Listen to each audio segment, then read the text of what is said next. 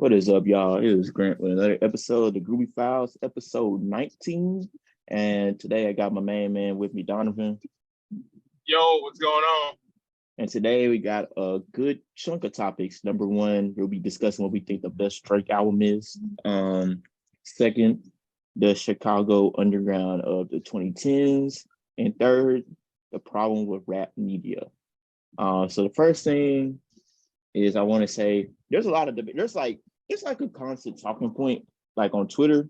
But I ain't gonna lie, it ain't like it fun. It ain't fun to debate because I do partake in a little. But if I have to go with the best Drake album, it is 100%. Nothing was the same.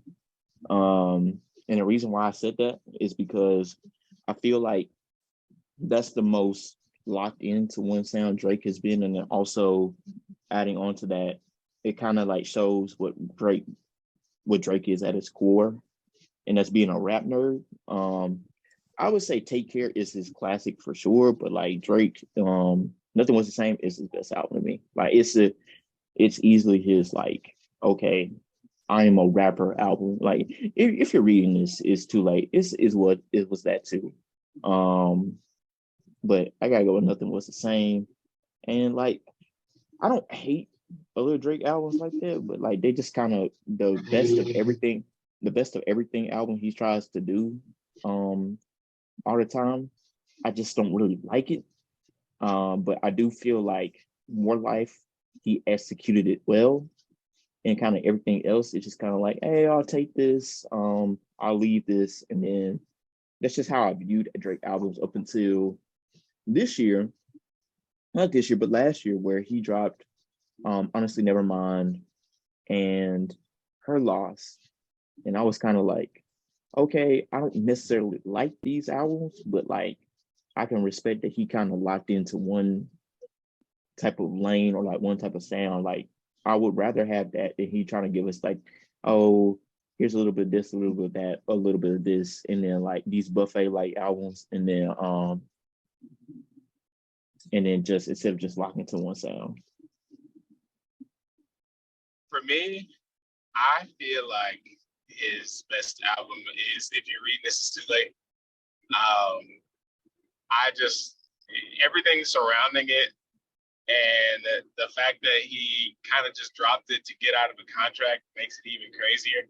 But I just looking back on it from top to bottom, I think it was just perfectly executed. The tracks flowed really well together. Um, you got a really good Wayne verse. Of course, like two really good Party Next Door features. You got, you got the buffet style Drake and a lot of different types of sounds, but they fit very well with each other. And personally, I don't like Travis Scott like that, but I really like Company. So I like Company too, man. That's and like Company's a I really like good Company ass song. good. And then I like he ends it off with a time and a city, and so you already know that's gonna be a very good song. So I would have to say, I'm a dog. I go no, ham. I'm a hog. I would have to say Nothing Was the Same as his next best album. My personal favorite album of his though is Thank Me Later. Like even though I don't think it's like his best by any means, as far as like just the time period and one of the first rappers out of the blog era or one of the first like big projects out of the blog era and him kind of taking himself to that next level, that was really a time for me.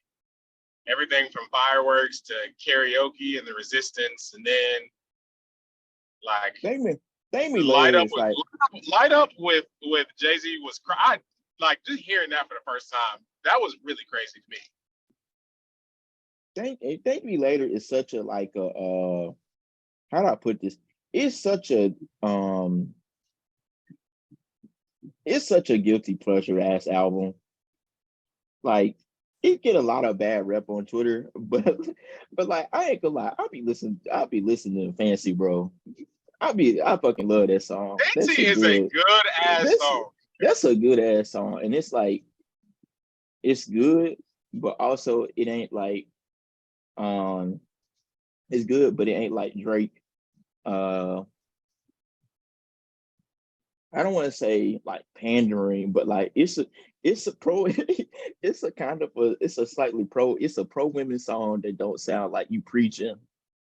Like it's good. I like it. It did its job. It definitely sounded like it belonged in like a Tubi movie montage of like Think a like girl and like getting her like, yeah, think like a man, like a and girl think getting like her a life man together. wanted to.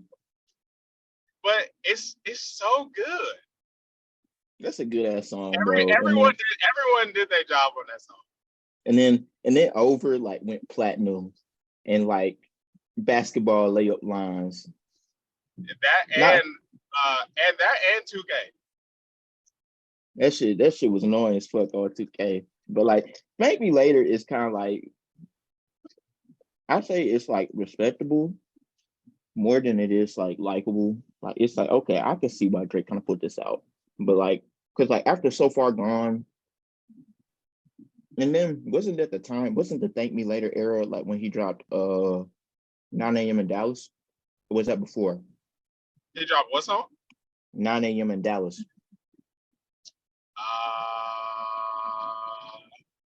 He dropped 9 a.m. in Dallas. Yeah, it was around that time.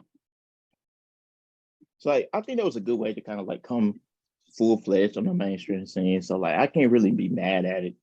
But The very next year he dropped Take Care. So that was like it was like a coming out party, and then Take Care was like the solidification of dear Lord, the solidification of him and the start of Drake as what we know now.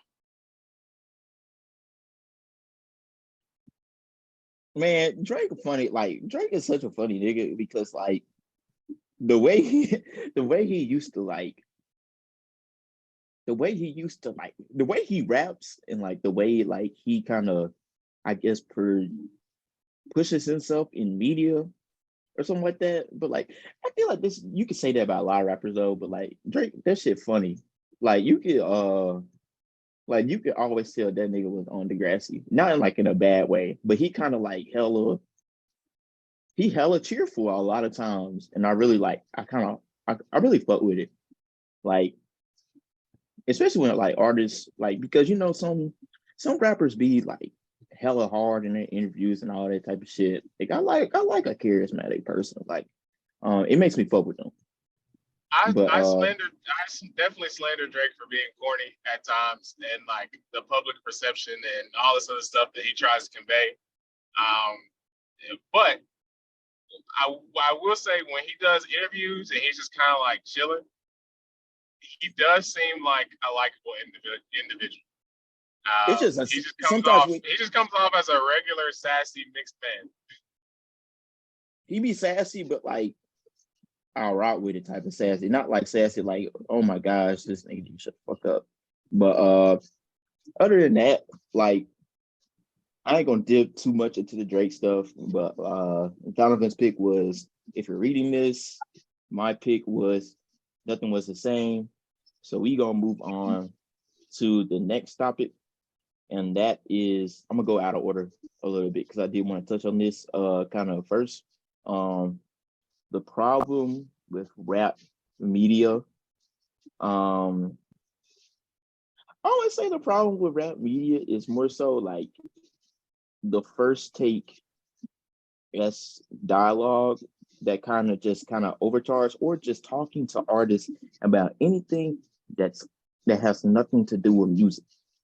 Like the amount of times I see somebody interviewed, they don't ask about no albums, they don't ask about no music, they asking shit that don't got nothing to do with being a rapper. And that's fine, but like dang, like you can't ask them anything else. But like also I'm tired of niggas yelling.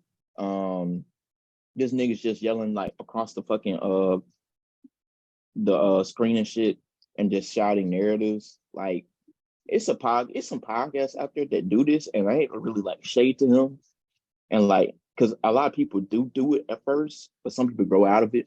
But like a big thing I hate is like we talk about like an album or something like that. It's like, hey, this album is great, or like this album is a classic.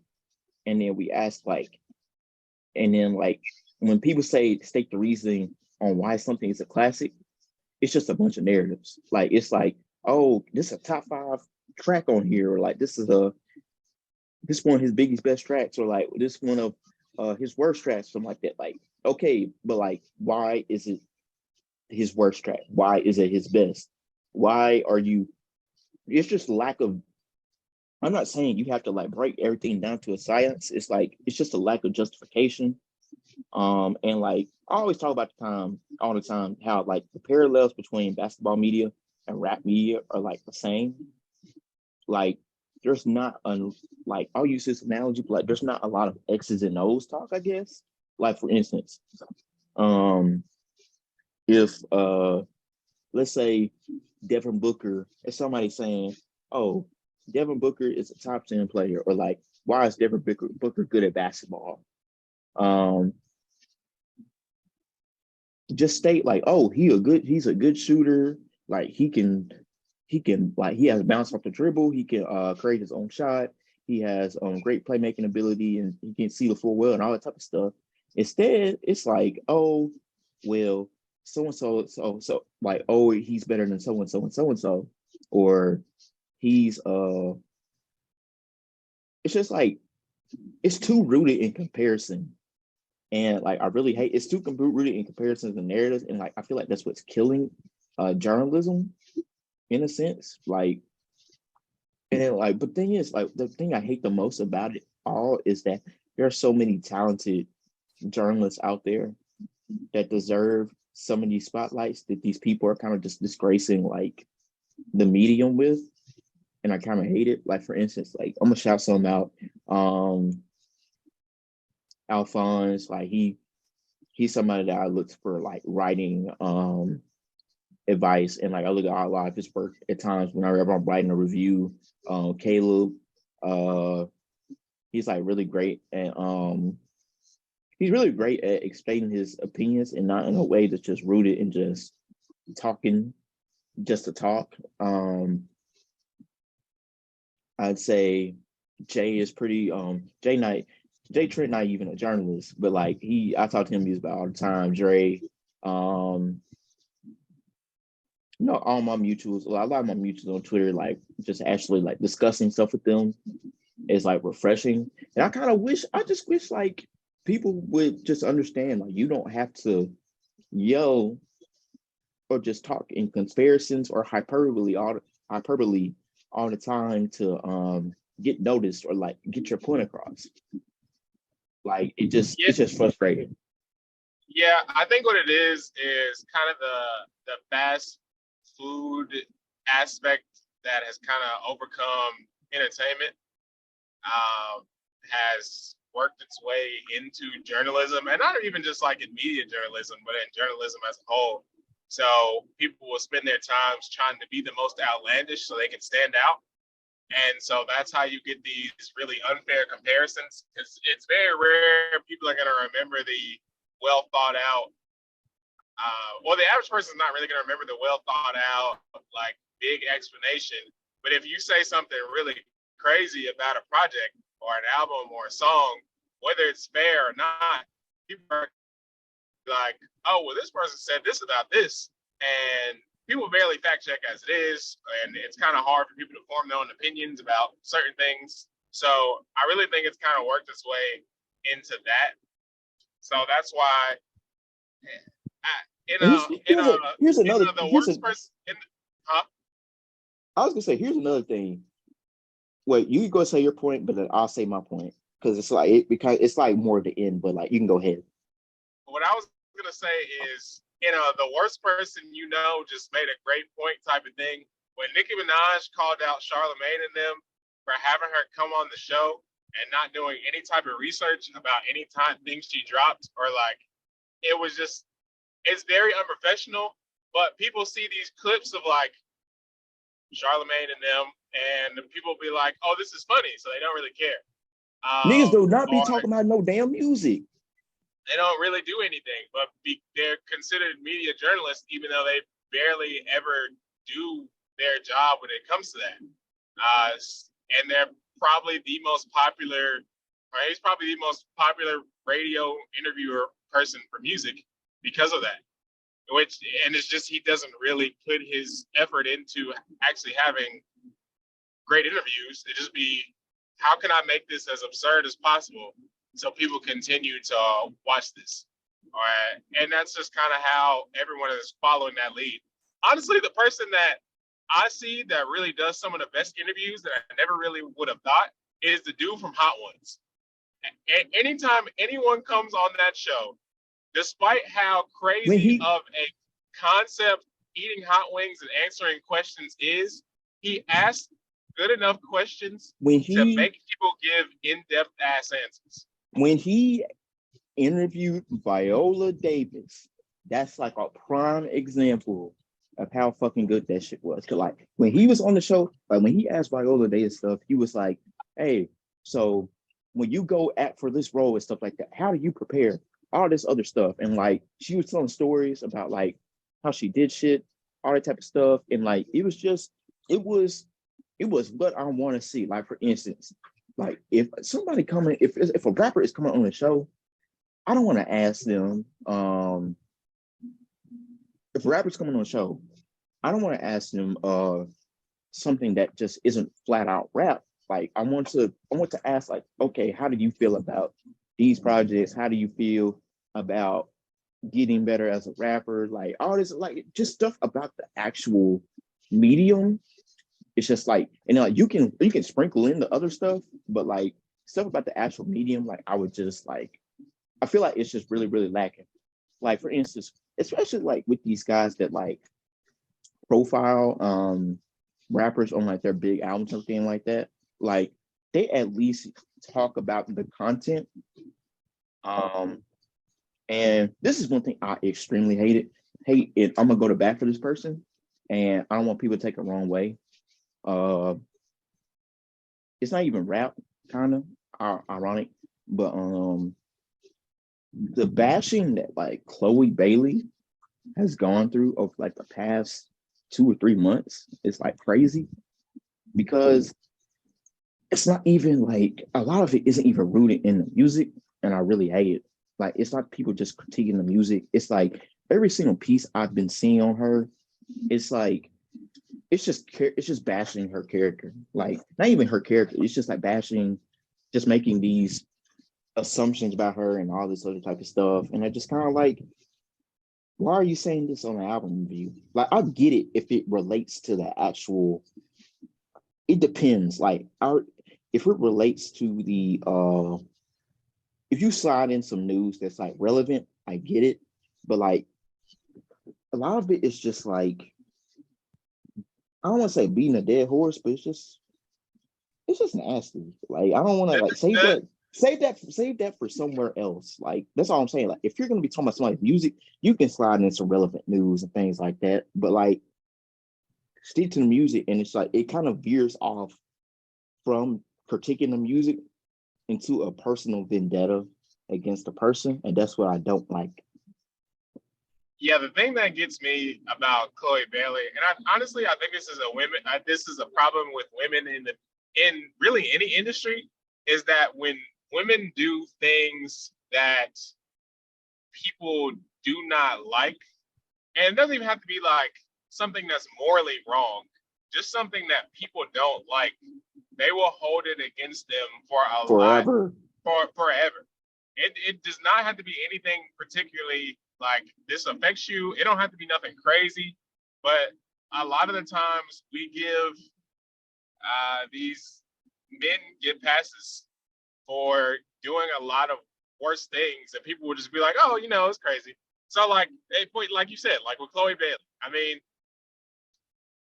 the only thing I've ever really had an issue with is if like when she took them pictures on the toilet, I was like, all right, bro.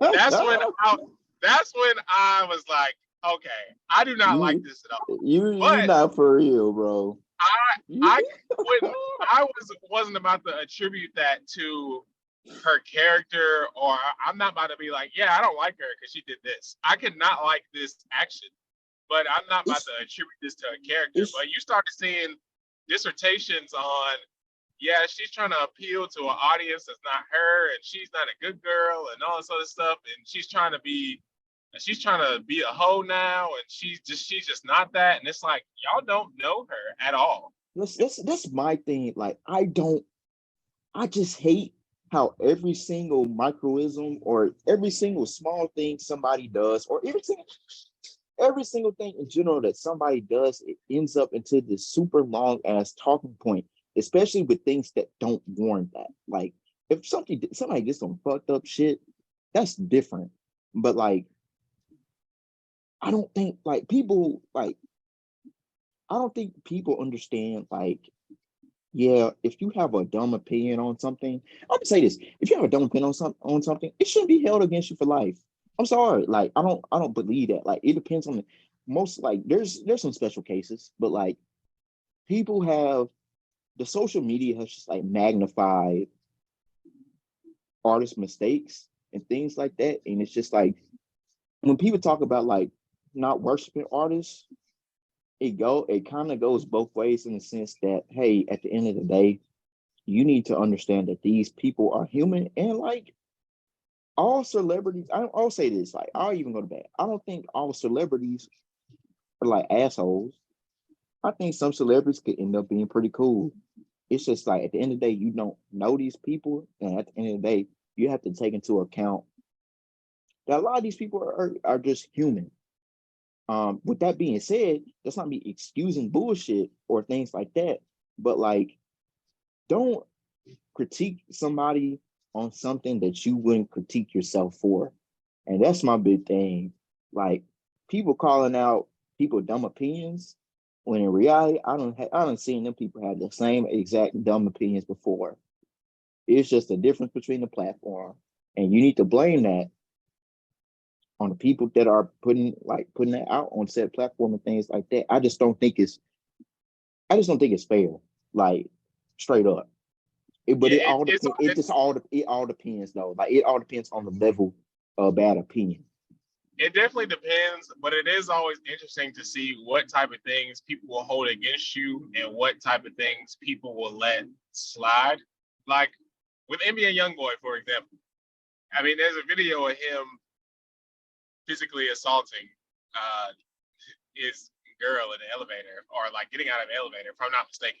And it's like that kind of gets brushed under the rug, or even like from a legendary standpoint, like Dr. Dre. Like Dr. Dre is a terrible person. Like he threw a woman out of a moving car, and um, like he everything he does just kind of gets brushed under the rug because whatever.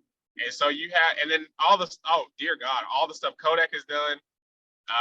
Lord, People just be like, whatever. Like he makes good music, so it doesn't matter.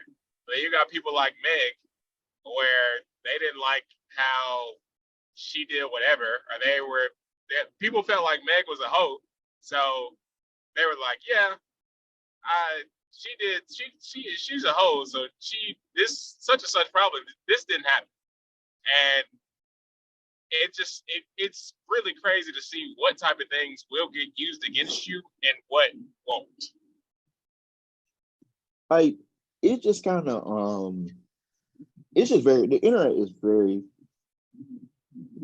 very interesting. I'll be honest with you. Like we talk about how some people on the internet like the internet has been an escape for the internet is not an escape for real life, bro.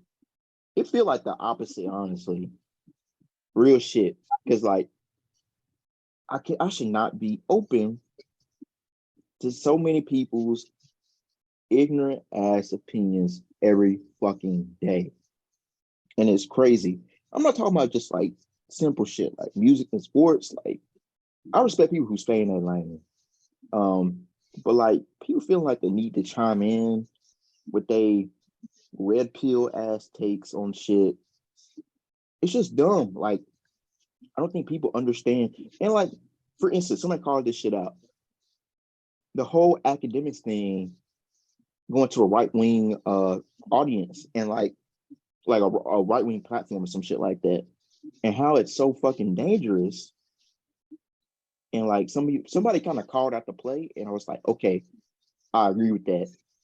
How so much rap media is going right wing to like I don't know what it is. It's like Republicans or like these right wing people are running out of options to get to people.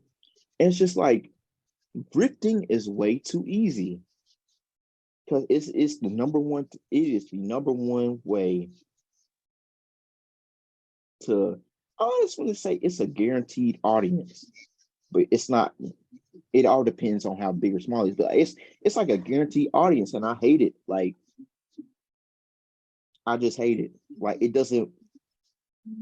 People will always eat that shit up, and I fucking hate it. And shout out to the people who do not fall out, who not fall for that shit. The whether it's the Andrew Tates, it's the No Jumper, it's the Hodge twins.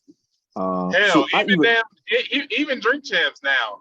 even drink Uh, champs like Noriega. Like, come on, bro. Like, I'm not saying like I am perfect. I'm definitely not saying that, but it's some shit like, where's the line? Like, I don't. Some shit has to be just some shit has to be bigger than the bag at some point. But like, and like Noriega talking about, oh, let's get Andrew Tate on the show. Nigga, what the hell is wrong with you? But like, that's it. That's all I got on rap media. Um, if you were a good journalist, shout out to you. I've heard about all the layoffs and things like that on Twitter, and like I feel for you journalists, especially the ones who've had work consistently published, and the ones who are even just trying to get on the scene. I really appreciate you guys. And you won't be forgotten. I hope you find your job. I hope you find your base, and I hope you all succeed. And I appreciate you guys because the world needs journalists, whether you like it or not. At the end of the day, the good is there will always be somebody searching for the good. There will always be somebody who says, "I'm tired of reading this bullshit that these people putting out. Let me go find somebody who actually loves journalism, loves the medium, loves the craft, whatever it is, and is at least trying to put out good and honest content or writing or media or whatever you're doing." But we're gonna skip over to the next part. Let's talk about Chicago in the 2010s. yes. Let's talk about Chicago in 2010s. I'm gonna put this on here. Like I'm gonna go down the list. Like we have Chance, we have Saba, we have No Name, we have Joey Perp, we have Vic Mensa. Who else down there? Did I say Mick Jenkins? Yes. I think that was your first time saying McJenkins, but did you Chief Keef, Chief Keef. Young Dolph, Who? Young Dolph? I thought Young Dolph was from Memphis. Oh, wait a minute. Hold on. Never mind. Hold on. I'm tripping. You're talking about you want to do Memphis or you want to do Chicago? No. I want to do Chicago, and I was looking at a list, and for some reason, Young Dolph was on it, and I just said it, and I wasn't really thinking about it. Famous Dex. Hey man, I gotta take about Famous Dex, but I'm gonna wait to get to it. But keep listing people. Okay, Famous Dex. Did you say Vic Mensa? Yeah. Okay. G Herbo.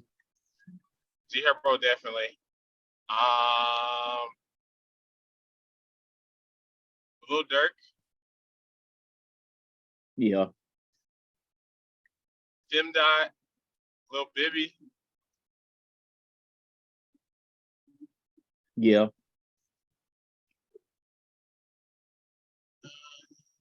One take I want to get off about Famous Dicks, and I'm gonna keep. I said this before. I can't say that nigga don't have no influence because I tell you what, when niggas be talking about ad libs, he got some impact on ad libs, bro. Like Very. the old man got down the oh yeah, all that other stuff. In that time period between like with SoundCloud rap with like 2014 and 2016, he definitely helped make that. I don't want to say like more like he popularized it, but like I think he helped really put an emphasis on that. Cause like also OG Mako too. I want to throw him in there too. Oh yeah. Um OG Mako and then like Cardi and like Cardi, Key, Father, and all of them. The what's the name of the damn Alpha Records out of Atlanta? Like uh, there's a lot of impact that they have. But I wanted to say that for the episode. But like, Famous Dips got impact on ad-libs, bro. I can confidently say that. Like, if you were on SoundCloud during 2015, 2014, 2016, he was there. Like when Famous Dicks was like actually getting like buzz. Um, but Chicago has been like the Midwest in general has just been such an underrated city in a while. Like people have been saying, what is that shit called? People have been saying, fuck. People have been saying like the South has been running rap for a while, and I don't disagree, but I don't think it's just it's the South, and then that's it. I think it's there are some other regions that are definitely like playing up to par. Like we have gotten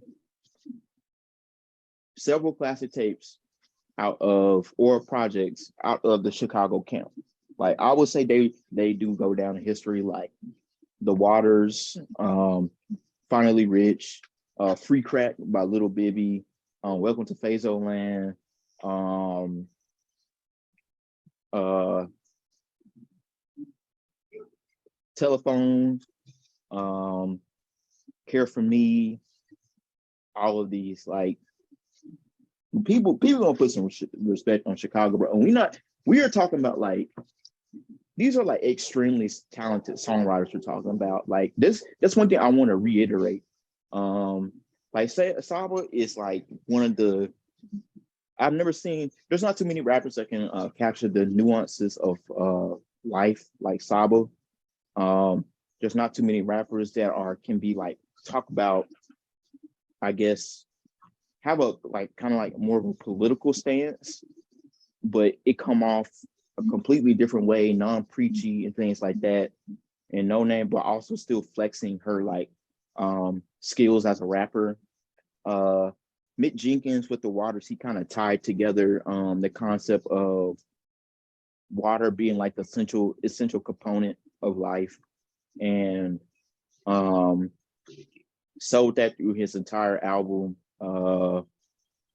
Joey Perk had one well eye drops. Like I feel like it's one of the blueprints for touching all boxes as a rapper. If you want like commercial records, if you want just showing your rap skills and shit, like your songwriting, your delivery and flow, all that shit. Like I would I would introduce people to eye drops.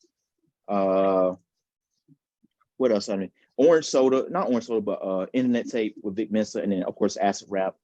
Uh Acid Rap's like impact is just kind of like enough said. Like it opened the door for a lot of that Midwest camp at the time. Because I honestly I found out about Big Mensa through Acid Rap. Um, and then I found out about No Name through through Acid Rap as well. Uh, it's just a lot of stuff. Like when people talk about like regions being talented, that's a talented ass region, and like they have longevity too. Uh, People are always like looking for. I know. I can't speak for everybody else, but I know for a fact, like I'm always looking out for a G Herbo album. I'm always looking out for the Saba album. They're always looking out for a No Name album, like all the time. Those are people who I check for the most in terms of today's rap. I think what also I like about them is so I think what Chicago does get a lot of credit for is drill, but I think they are so much more than drill, just because of like the people you said. The people who do participate in the drill aspect are very fucking good at it. Like I don't really know what New York kind of tried to do with that, but they just don't hit the same. But Chicago drill is so good. But also their underground rap scene and like you were saying, like their lyrical presence is phenomenal. And you can tell they have a sense of camaraderie with a lot of them. Like it's very rare you see a Chicago album without other Chicago rappers on it. And it'll be Chicago. The thing I like about it is it'll be Chicago rappers in different lanes.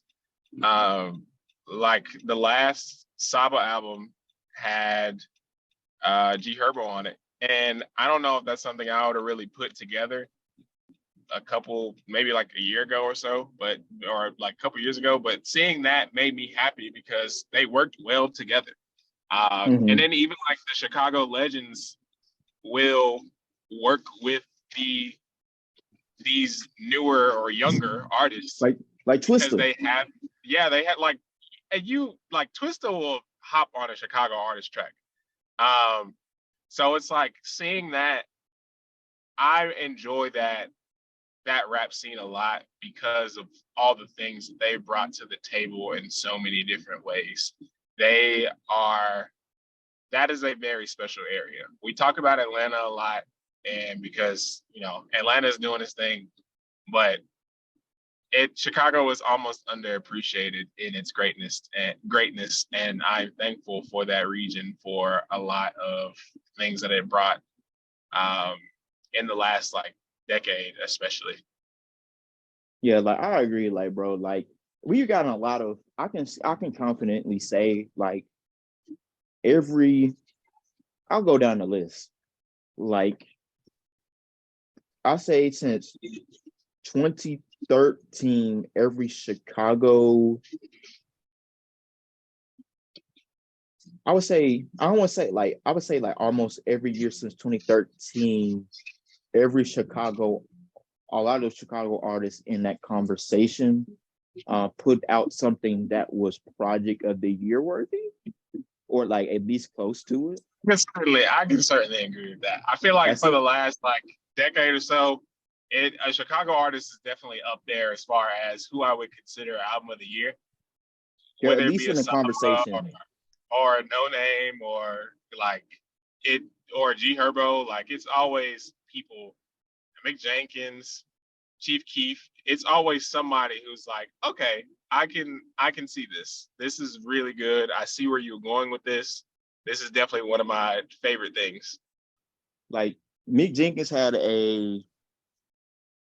with the Waters and A Piece of a Man, No Name with Telephone and Room 25, G Herbo with Welcome to Phaso Land, Humble Beast,